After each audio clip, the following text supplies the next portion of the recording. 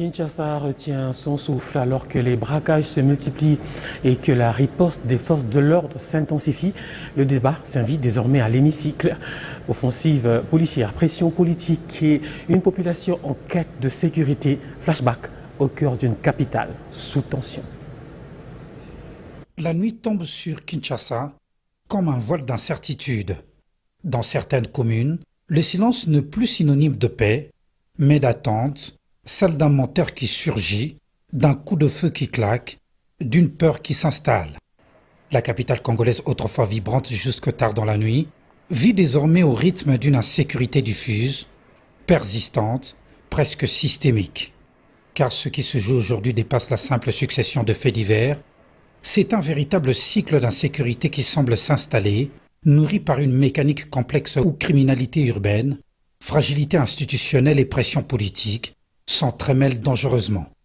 Ministre de l'Intérieur, Sécurité, Décentralisation et Affaires coutumières, a réuni autour de lui ce soir tous les responsables qui sont chargés de la gestion sécuritaire de la ville de Kinshasa pour procéder à une évaluation de cette situation sécuritaire qui prévaut dans la ville de Kinshasa. Il s'est agi notamment des visites domiciliaires, des rapes, des braquages en premier point, et en second point, il s'est agi des cas des embouteillages. De manière générale, l'autorité en charge de la sécurité du territoire a sensibilisé tous les responsables de la police nationale congolaise, des forces armées et l'autorité politico-administrative de la ville de Kinshasa de mettre tout en œuvre pour normaliser la situation sécuritaire dans la ville de Kinshasa. Une question persiste.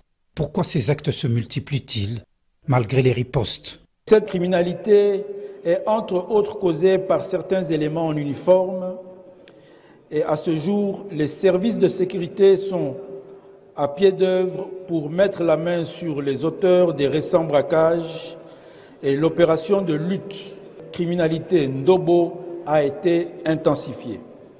C'est également dans ce cadre qu'il s'est tenu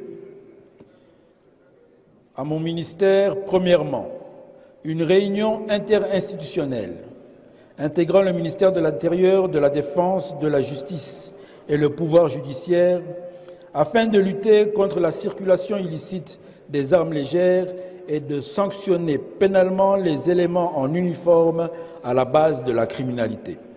Autant de facteurs qui alimentent un terreau favorable à la criminalité.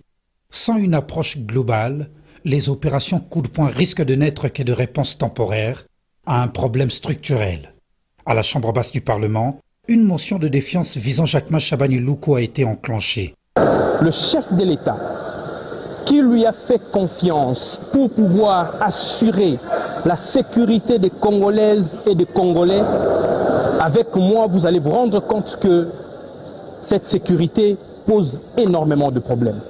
C'est comme ça que 56 députés ont apposé leur signature sur ces documents et retirant ainsi leur confiance au vice-premier ministre de l'Intérieur et lui demandant, l'exigeant tel que le règlement intérieur de l'Assemblée nationale le stipule, ainsi que la Constitution, de déposer sa démission.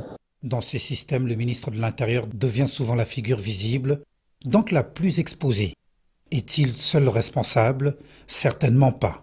Il est nécessaire de rappeler à votre auguste Assemblée qu'au regard de la taille de notre pays, de l'immensité de nos provinces, le ministère de l'Intérieur mène des réformes sécuritaires pour renforcer la capacité opérationnelle de nos services de sécurité, afin de répondre drastiquement contre la criminalité.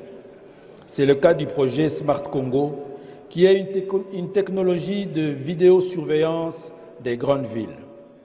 Les efforts sont en cours, mais il reste encore à faire. Dès lors, la motion de défiance prend une double lecture. Elle est à la fois une exigence légitime des résultats face à une population qui vit l'insécurité au quotidien et un simple politique révélateur des tensions plus profondes. Le matin, midi et la nuit, n'en parlons pas. À telle enseigne qu'on se pose la question si nous sommes en Haïti ou nous sommes en République démocratique du Congo, une terre de paix.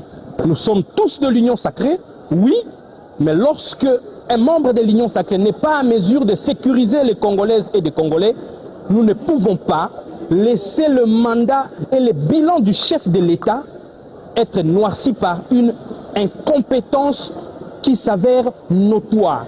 Rompre cette dynamique exige plus que des arrestations.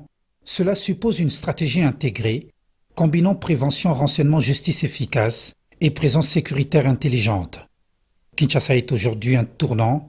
L'offensive sécuritaire lancée peut marquer le début d'un rétablissement ou n'être qu'un épisode de plus dans une lutte sans fin. Tout dépendra de la capacité des autorités à transformer l'urgence en vision et la réaction en stratégie durable. Car au fond, la vraie question n'est pas seulement de savoir si les braqueurs seront arrêtés, elle est de savoir si les Kinois pourront demain marcher dans leur propre ville sans regarder derrière eux.